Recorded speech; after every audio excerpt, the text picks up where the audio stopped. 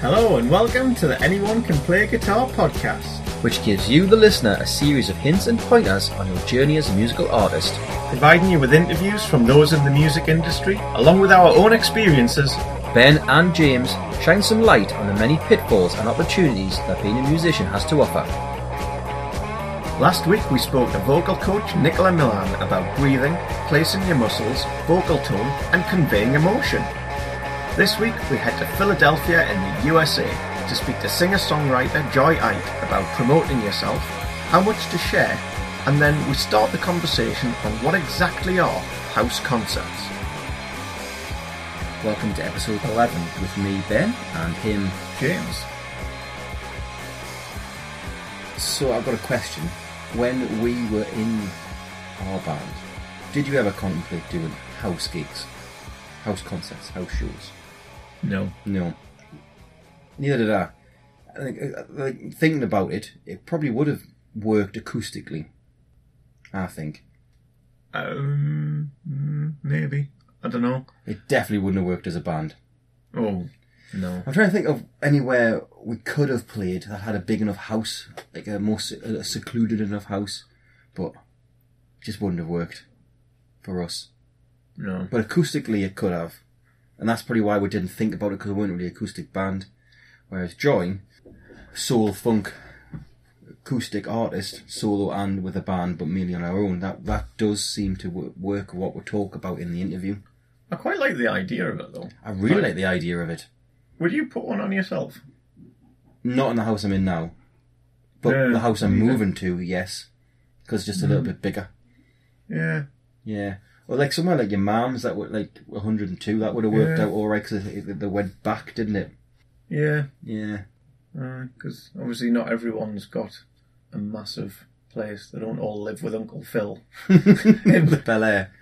Yeah, so I like the idea. I like the idea of them. I wish we did them. I think we could have done them. I would definitely go to one, and I would definitely contemplate putting one on in the new house and without kids.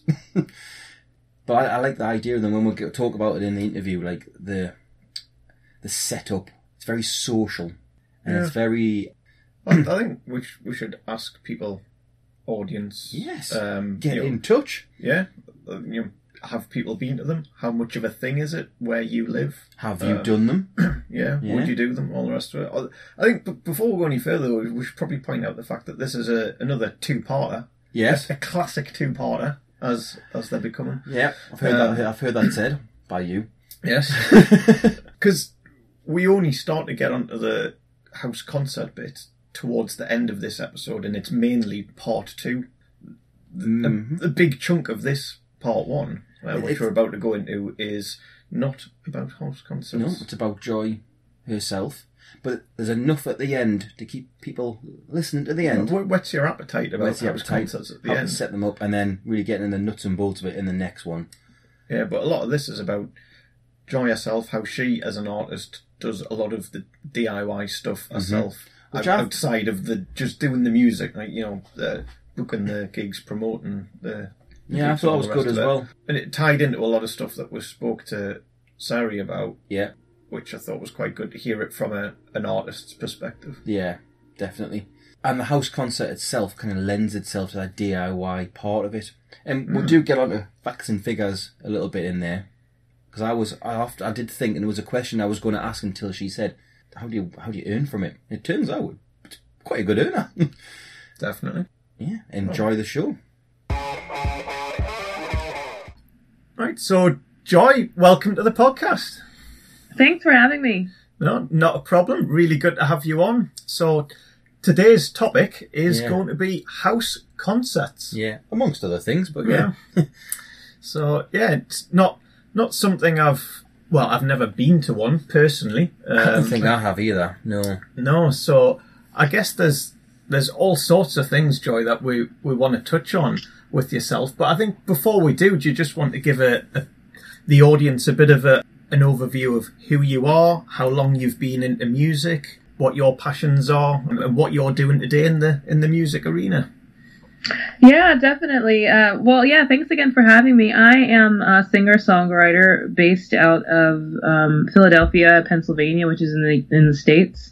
And I've been making music for a little over 12 years now, and I've been doing it full time for the past 9.5 years. And for me, I started making music. In some ways, I kind of tell people out of necessity. Right. Like I couldn't not do it, and it was one of those things that I always wanted to pour out of me. And I think in many ways, I was running from it as a profession, but it kept chasing me down. and that's kind of how I ended up to this. I've ended up, where I am now. I always felt like music was such a great way for helping me process, my life and emotions and things that were happening in me. And so I always wanted to be able to offer that to other people and essentially create a soundtrack for their lives. And that's what I love about music. And I love that music is such a great connector, and it gives me a way to communicate with people. But it also brings people together who would never be in the same room otherwise. So for me, music is really like community engagement. That's kind of what I think of it as. Yeah, I know what you mean. Yeah. So I play the piano. I'm a singer-songwriter, and my stuff is probably a cross between soul, folk, and pop. It's got a teeny bit of a world music nuance to it as well, and a little bit of a jazzy sound as well. So I would liken it to artists like Nora Jones, Sarah Bareilles, Fiona Apple, Corinne Bailey Rae.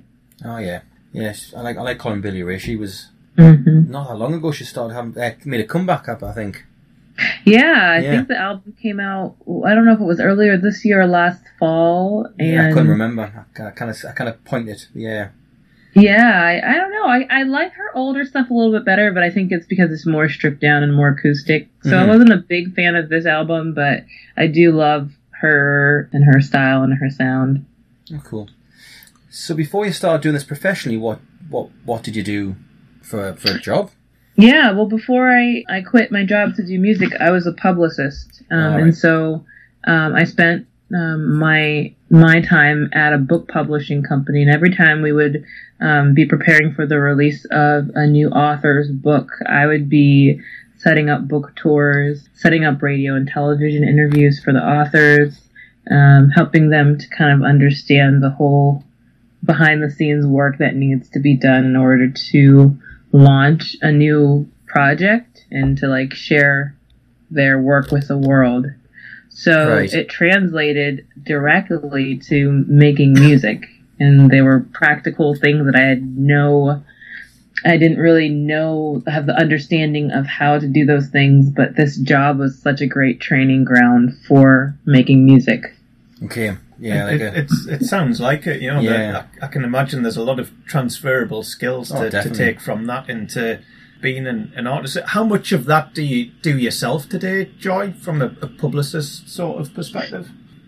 Yeah, I mean, I am fully independent, so I guess I dare not say 100% because there's always people, certain things people will bring me in and they'll help promote with their network and their audience. But I mean, I would say, 95% of everything is all done by myself, whether it be the booking, creating the social media posts, creating artwork for events, and just, all of that stuff I kind of have to be super hands-on, but I think all of us as independent artists have to be hands-on. Yeah, absolutely. So I'm interested because we've spoke to we're starting to speak to a number of people about things like this. How much of your time do you tend to dedicate to that side of things as opposed to the writing new songs, practicing singing, or all of the rest of that? Yeah, that number has changed a lot over the years, but I always hated being at my piano and it kind of goes back to this thing of making music out of necessity. It wasn't anything that I was just like, oh, I want to spend 4 hours on my piano today. That was never me. And because I have that marketing background, because it's something that I thoroughly enjoy, the percentage was probably 75-25, where 75% of my time was spent in front of a laptop, booking shows, shooting emails back and forth between, event hosts and things like that, creating the Facebook invites, all of that stuff.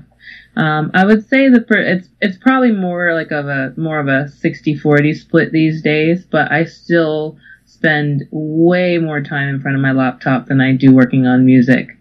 And sometimes I joke with people that, your time is split between your laptop, your instrument, and the car driving from place to place.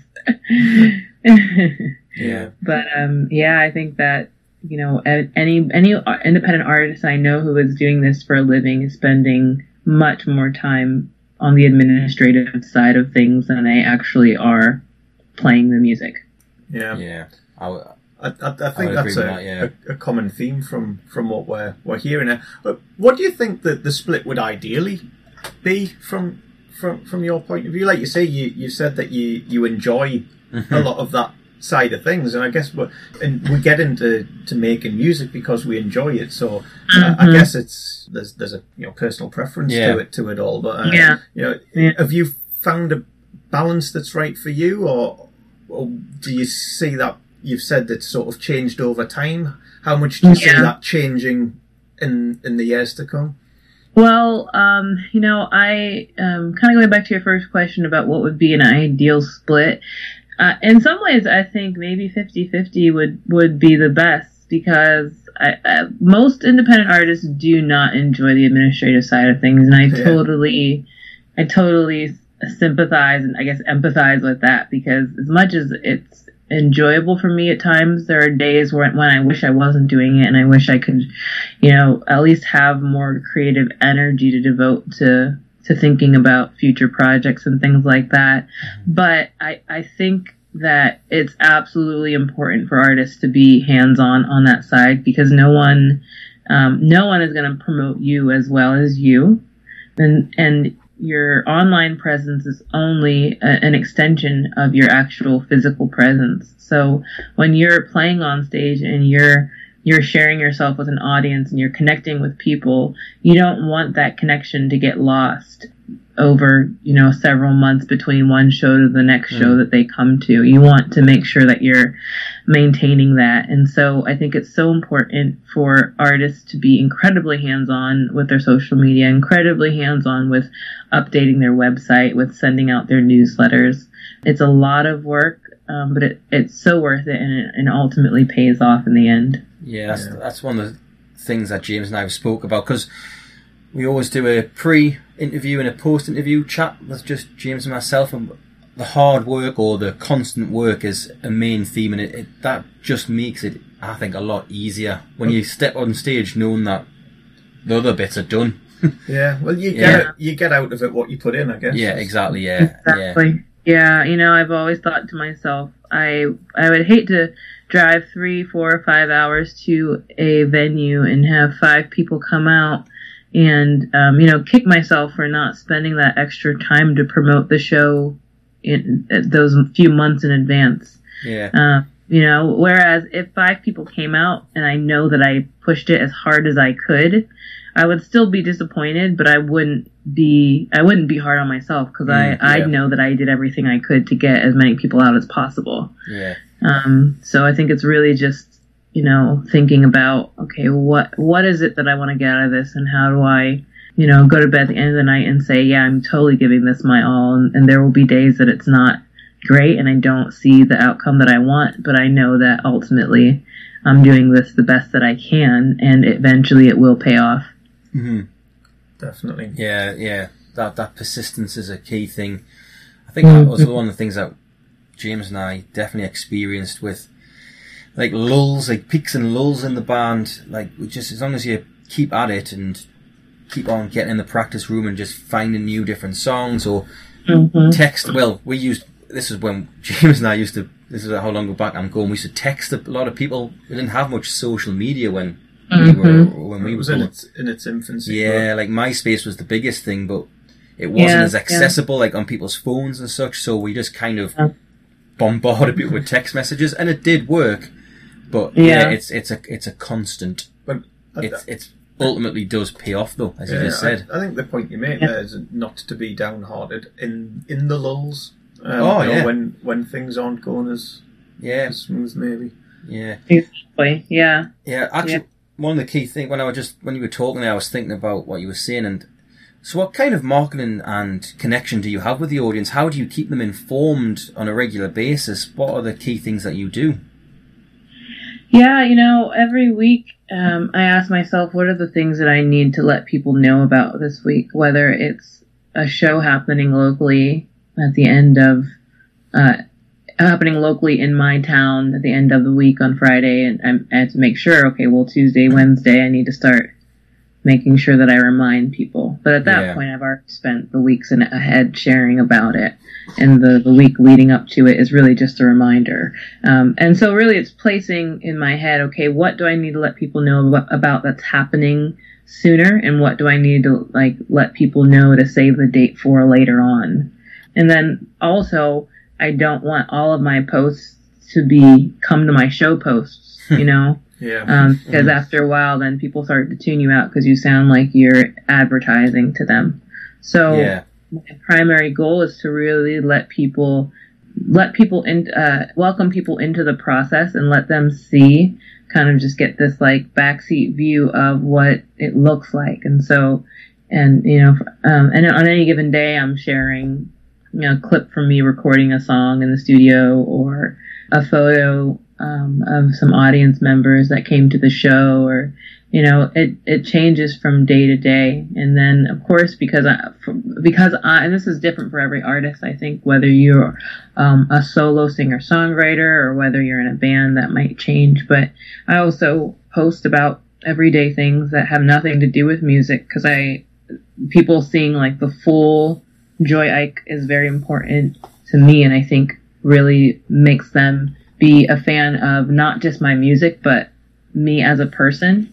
And that also maybe changes how they perceive and how they experience my music. So I spend a lot of time in my garden, so I'll post photos of, tomatoes and it's silly things that, people identify with, and I do a lot of cooking, and who doesn't love a good Instagram picture of food? Definitely.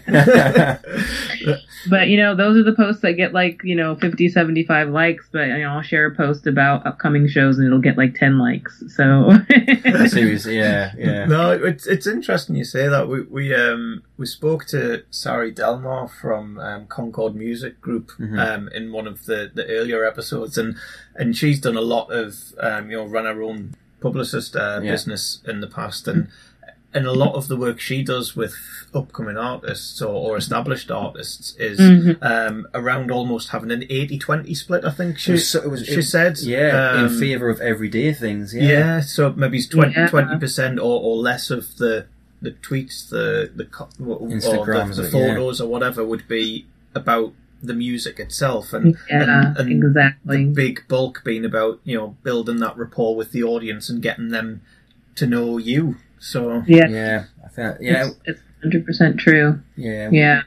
We spoke to someone last week called Mark, and he was saying a similar thing about, because we were talking about fandom with him, and he was saying that connection with the audience really opens your world up to them, and I suppose you have to, don't you, at the minute, with Twitter, Instagram, Facebook. Yeah. Well, I'm interested to hear from you, Joy, in that sense.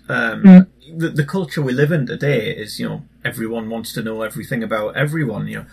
What sort of interaction do you have with fans in terms of how much are they looking to find out about yourself personally?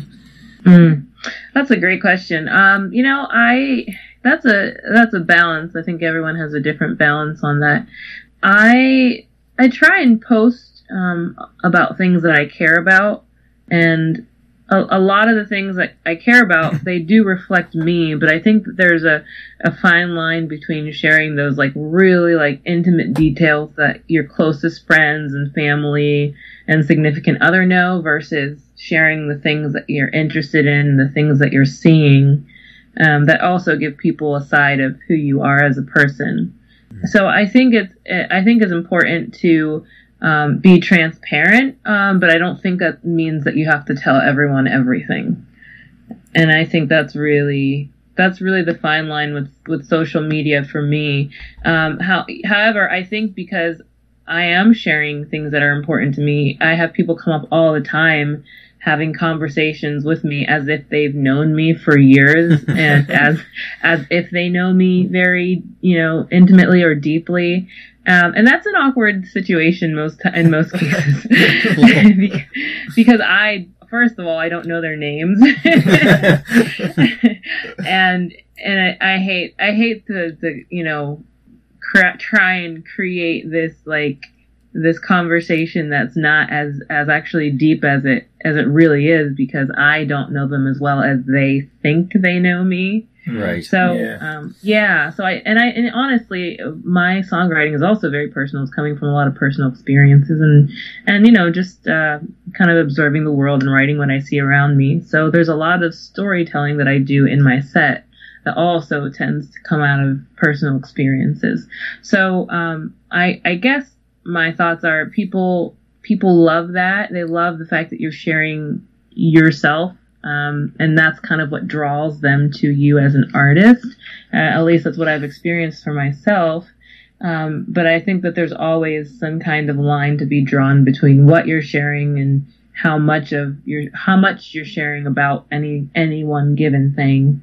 But yeah, I think people appreciate when you do that. And I think some people may or may not understand that just because you're sharing this very deep backstory, because it helps explain a song better, doesn't mean that they know you as well as they think they do. Right. Yeah. Good point. No, that sounds like a sensible approach in terms of the sharing side of things and where to draw the line. Yeah, definitely. Yeah, it must be really odd though when people come up to you and know all this about you. I'd be constantly second guessing myself, thinking, "Oh, do I know this person? Have I forgotten them?" Yeah. Welcome to my life. Oh God, I don't envy in that side of things. Right. Well, I think we've covered a fair bit there, so it's maybe time to get into, I guess, what the main crux of the conversation, which was going to be about house concerts. So I guess just to kick it off, I'm interested. How long have you been doing these, Joy, and what prompted you to first get into them and do this sort of thing? Yeah, wow, I can't even begin to remember when I first started playing house concerts, but it's at least been 7 or 8 years now. Oh, wow. And I wish I could remember the specific event, the very first house concert I ever did. But I think maybe 15-ish, 20 years ago, house concerts were that thing that wasn't really happening a lot, or some people were doing it, but it was very much like an underground idea that a lot of people weren't catching on to. And that might still be the case, especially in certain areas or in certain countries, maybe even so in the UK. But at least here in the States, house concerts are something that have become like a huge trend, especially in these last 5 years or so. Really? And I think I can say that I personally fell in love with house concerts because I realized that many of the things that I was looking for in public shows wasn't happening, but it was happening in house concerts. So, for example, I was looking for people who were there specifically because they loved music. To people were there because they loved appreciating music in a setting that is very, I keep using the word intimate, and I think that that's maybe the best way to kind of explain it. Like you're literally in someone's living room, and maybe I should even backtrack and really explain to people what a house concert is who really have never been to one or don't know what. Yeah, that'd be good, yeah. Yeah, but a house concert is basically a concert in someone's house. And someone's living room. Most cases, it's in someone's living room. It can be in someone's basement if they have a finished basement, or some people even do it outdoors. But in most cases, it's in a living room. The living room is usually rearranged. The couches are rearranged in a different way. A couple extra chairs will be set up. You might even have pillows with people sitting on the floor. And they usually start off in about an hour and a half in advance with a potluck. So the homeowner will invite their network of friends, family, coworkers, whoever they know who might be interested in coming. And so in any typical situation, there will be anywhere from 20 to 50 people, depending on how big or how big the house is. Right. And it'll be a big potluck. So the first hour or so is people trickling in, eating, mingling, and kind of just getting situated. And then music will start about an hour or 90 minutes in, and it's literally what it sounds like. It's just a concert in the comfort of someone's home. But something magical happens in that space. There's some kind of like exclusivity, I guess. Like it feels like a special thing because it's you've been specially invited to it, right, as opposed to anybody just showing up at a club or a coffee house.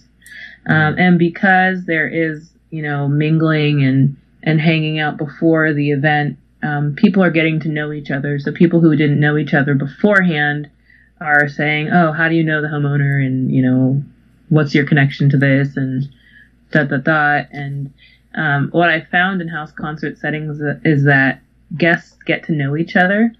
Whereas if you're going to a coffee house or a traditional venue, you go with that one person that you came with, and then you leave with that one person, but you don't necessarily mingle with the other 30, 40, 50, 100 people in the room. Very true. Yeah.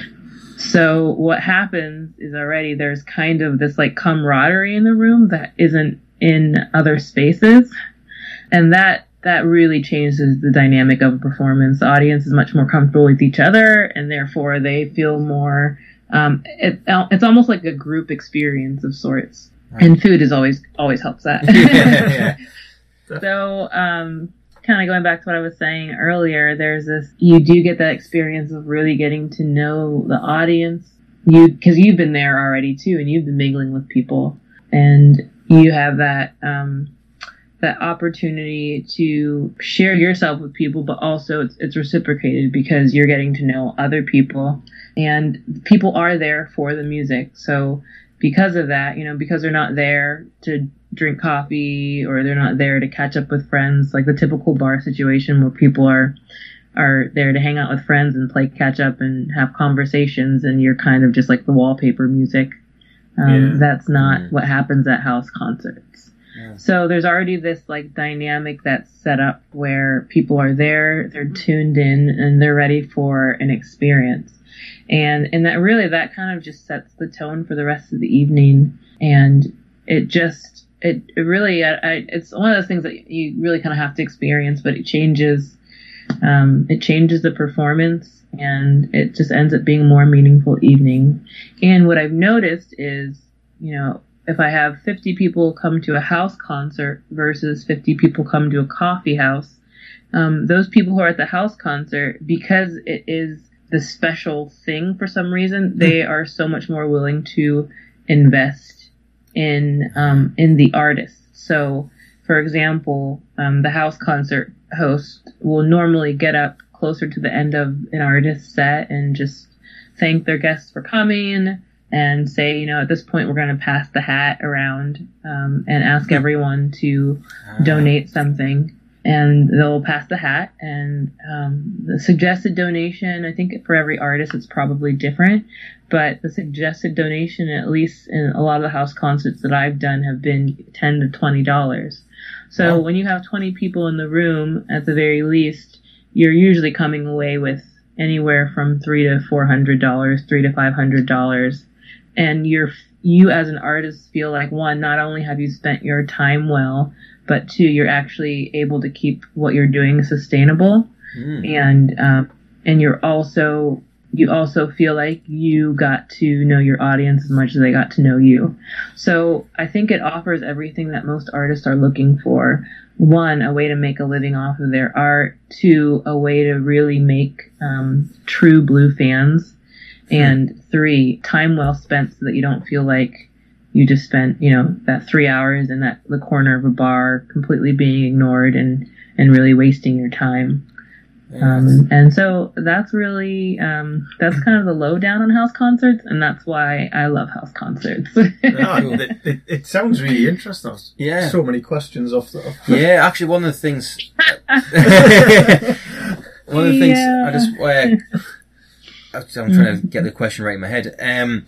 So on your website, you've mentioned that you like to do like a house concert and then maybe a public event. Do you ever do is there a specific way you do those? So like the private event first, and then hopefully the people that have came to see you that night then come to the public event, or does it just go? No, it's rarely ever that one audience will trickle over to another audience in the same city. Mostly I think because people are busy and don't often go to a same artist show 2 nights in a row, although it's happened on occasion. But what usually happens is that people will reach out to me, and I can share more too on how I kind of find house concerts, or how those house concerts find me.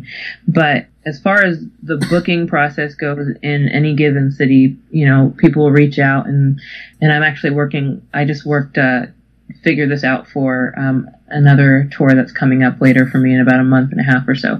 A family reached out and they said they would want to host a house concert, and was I coming down to their city anytime soon?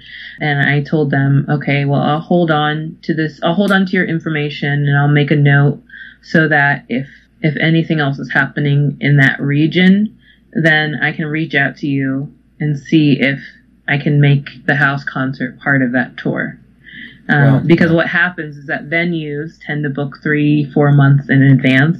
The average venue that's a music venue books that far in advance. But most most hosts or most homeowners or they're not really planning their life more than 6 weeks in advance. Yeah. So so in most cases, house concerts usually fill holes on a tour, and they're great to when you're working on your booking. They're great events, I guess, to fall back on when you know that you still have this hole open that you don't really know how to fill. However, I think the best house concerts are always Friday, Saturday, which is definitely in competition with venue shows. But I would recommend doing house concerts on Friday or Saturdays, because that's when a homeowner can get out the most people. Yeah. Friday, Saturday, or Sunday, actually. In any case, I definitely hold on. If someone reaches out for an event, I hold on to their information and look for opportunities to make that house concert happen when I'm in their region. So if I have one event in Washington, D.C., on a Friday night, then I know that I can reach out to that homeowner to do something on a Saturday or a Sunday, to make sure that I'm using my time in that city well. And even if it's not in that same city, if it's close by within an hour or 2 hour radius or something, it's still worth it. So there we go then. First things first, a lot of the same things that Joy was talking about, what Sari was talking about her background in marketing, and that kind of really helps her by the sounds of it as an artist and as a artist doing house concerts. I mean, that's not exclusively what Joy does, but it's a part of her repertoire or income. And I think for a DIY artist, having that little bit of life experience, especially in marketing, can't harm at all. No, clearly a transferable skill there. Definitely. Well, there was the interesting thing I found is that she quite enjoys that side of stuff, and she said herself, most other artists that she speaks to can't stand that side of it, the whole admin sort of side of things. But if you're good at it, then it makes it easier, doesn't it? Because it's a hassle if you're like, I'm at work and I do this all day, like whatever it might be. But if you think about it, if you do an admin-y type job while you're supporting yourself in a band, then those skills of let's just get organised. Rather than taking 3 hours to do this, I can do it in an hour. Yeah. It's all sorted. I mean, there's an admin bit to it, but I still think there's a bit of a creative side to it as well, because in terms of promoting and advertising and being your own publicist, you could do it in a boring admin-y type way, but if It's what set yourself targets. I must email 10 people in the next half an hour. well, exactly. Whereas if you take a more creative approach to how you publicise yourself, then there's still an element to be creative, I guess. Yeah, definitely. And you know what is a necessary evil? Oh, you Because if you don't do it, no one's going to turn up. And if you don't do the admin at the end, no one's going to pay you. Well, that was the point that Joy made. She'll kick herself if she drives for a couple of hours to go and play a gig in a different city and no one's there. And if she thought, well, you know what, I just didn't put the time in. Yeah. And when I was looking where Joy is in Philadelphia, she does gigs in Philadelphia and New Jersey and stuff. These aren't short journeys. This is not like Newcastle to Sunderland, 7.5 miles. It's like hour journeys, like through the countryside of different states, crossing state lines, as they say. Do they say that? Yeah, well, they do on movies anyway. All right. Okay. Yeah, 20/20 hindsight, innit? Well, again, yes and no. I think it was quite. I don't know. I always felt like it was quite obvious that we needed to do more of that side of stuff. I mean, she was saying again at the start of her career, 75% of her time was on the non-creating and performing music side of it. Like 75%, that's a fair chunk. Yeah, and I was thinking about that. But let's say if you have 3 gigs in a week in an hour and a half of time, I suppose you have to include practice in that. So if you have a 10-hour day, it's only 2.5 hours of gigs and practice, I suppose. Yeah, which again is sort of all right if that's your full time. Yeah, you're doing it full time. It's different if you've also holding down a job, then it's part-time endeavour, because that however many hours in the day is suddenly a lot less for you to spend. It is, and it kind of does bleed in. I remember we played a gig on a bank holiday Monday, late finish, and then the next morning my work productivity was shocking. Even worse than normal. Even worse than normal. But then I think what you said after that, it's now 60-40, the split. Still in the admin's favour. But the whole process of it does sound like it needs a lot of work. Getting the balance of the 60-40 is quite tricky. It's very hands-on. And you did say you're the best at promoting yourself. Well, yeah, I mean, now I totally get where she's coming from, but I always felt personally a bit, I don't know, like I wouldn't want to big us up. I don't know. I always felt a bit, I don't know whether British it was thing. Embarrassed or... Well, not. I don't know what the right term is, but I would never want to be like, "Oh, come and see us, we're amazing," sort of thing. Which, just in case we weren't, quite possibly. Yeah. I don't know. I know what you mean. It's a level of confidence as well. You have to think of just like, "Yep, come and see. We're going to be mint this night." Yeah, but if you pass that on to someone else to do, I think she's absolutely right. They're not going to know you, your act, your backstory, the same way as you do. So yeah. And there was another whole thing of similar to what Sari was saying about the storytelling, your story, where you've come from. You've developed that part, and she even went through the full process of it. Like if there's a show, whether it's a house show or not, it's the Facebook invites, shouting about it for a few weeks, and then going back to the people a couple of days before and reminding them. It's got step-by-step processes. Yeah, but again, getting that balance right as well, which overlapped that same previous episode of not everything that you send out is always about buy my music, come to my show. I think again the split that Joy was talking about was again the vast majority of things that she'll put on Instagram or whatever is about herself or some food that she's been eating or a picture of the garden or whatever it might be. Yeah, and if the only thing you're telling people is come and give me money, it's very boring, very quickly, isn't it? And I think about it, because we didn't really have the social media part of it when we were in the band. It was really just starting. So, like, when you're texting all your mates, you're like, I haven't heard from you for months, and now you're texting us about a gig to come in. Oh, yeah, you can just imagine it'd be like, all right, yeah. Ben's playing again. All right, cool. Yeah. And it did work sometimes. Yeah. And it worked a lot, actually, because we did have a... Yeah, but definitely the balance we had didn't work right. And even when, the first round of social media started to come about, I think a lot of what we'd do would be listen to our stuff. Do you want to listen to our stuff? Very little of it would have strayed too far away from... It did sound like a enjoyable part of it, even though it just sounds like admin, to then allow her to do all these shows, whether it be in a coffee shop, or the sort of gig that she's put on but through a promoter, or a house concert, which is probably the main thing that we talk about in the whole 2 episodes, probably about half the time in this one. Yeah, well, I like the point that she was saying that part of the reason that attracted her to house concerts is that she wasn't always getting what she wanted out of the more usual standard type shows. That was a good point. Yeah, I like that. Yeah, and that totally made sense because I mean, you know, the crack. If you go to any number of gigs at a normal venue, there'll be plenty of people who have also just gone there with a mate who they've maybe not seen for a couple of weeks or whatever. Mm-hmm. So part of the time they're doing is spending catching up with the person, rather than necessarily spending time listening to the actual act.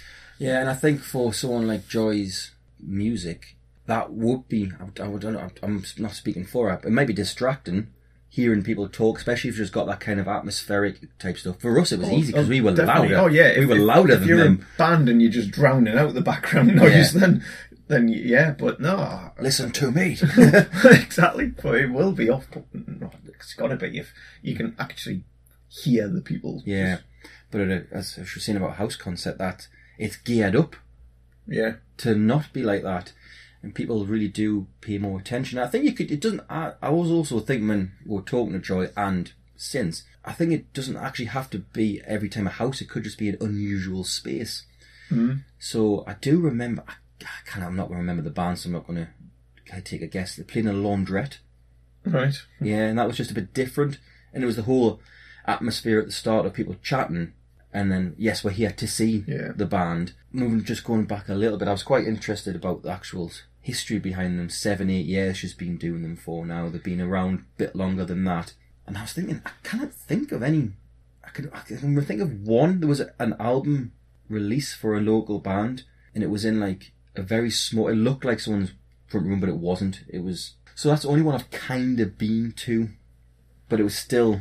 It wasn't a venue, but it definitely wasn't someone's house. Yeah, well, I've not seen many advertised on. No. But again, not that I've necessarily been looking for them, but I like the point that you said, you know, from an audience perspective, there's almost an element of exclusivity. Yes. And that sort of made sense. And that the fact that you'll be standing having a slice of pizza with the people beforehand or whatever it is, you get to know people, but also fans get to know fans. Yeah. And that just obviously doesn't happen in a standard venue. At no point, I don't think I've ever seen a situation where a couple of people would go to a gig together and end up, you know, specifically going and speaking to people at the other side of the room just because they happen to also be there. Unless they knew each other. Yeah, maybe if it's really packed, and then people will talk to people like sort of right next to them, maybe. But there's a general rule, I would say, that just doesn't happen. Yeah, and unless they know the person, because let's not forget, 2 of our fans met at one of our gigs and are now married. Lest we forget. But I did like the sound of like the whole. Everyone comes at their own time. There's food on. Bring your own food. Bring your own bottle. It's very social, and it's like a longer set she got as well. Like 90 minutes. I was like, wow, that's you're not just kind of shoved off. Definitely. I mean, like when we were speaking to Roddy from Idlewild, I mean, a lot of what he said, when it was particularly referring to sports lots, but generally, you know, often they wouldn't get that long. Yeah. And for them, it was a case of if you were on tour with another band and you go and travelling here, there and everywhere just to play a really short set to people that weren't particularly interested or there to see you. This is the complete converse opposite, really. Yeah. You know, you could spend a couple of hours travelling to a place, but you've got a captive audience who are actually there to see you and who will sort of be mingling and creating a mini community of fans of you, which I think that sounds ideal. It does. She called it magical. And I'll probably agree. And I think actually, you know what, as well, when you play in the smoky bar, let's say, where people are chatting, it's quite easy if you're not having a good day or not very confident that day to just kind of drift a bit in the set. But it takes a bit of confidence to go to someone's house and go, right, none of you know who I really am. Yeah. And I'm going to sit down and talk to you and play music to you. Yeah. The best part of an hour and a half, maybe longer. Mm-hmm. And also, I mean, like we said, it's from what Joy said, at least, that it seems to be a decent earner, you know. So if you are going to go a couple hours out your way, she was in what? It varies massively, but $300 to $500. Yeah, pass the hat around. Yeah, it's not bad, because that was one of the things I was totally unsure about. I had images of people who owned a house selling tickets, and I haven't had, which clearly wouldn't work for a number of reasons, I guess. And if you are that type of singer, and your act lends itself, I think there's a lot of potential, to which next episode we're going to delve into the detail of how the actual night works. And I think it would work for. I think it would have worked for our band as well.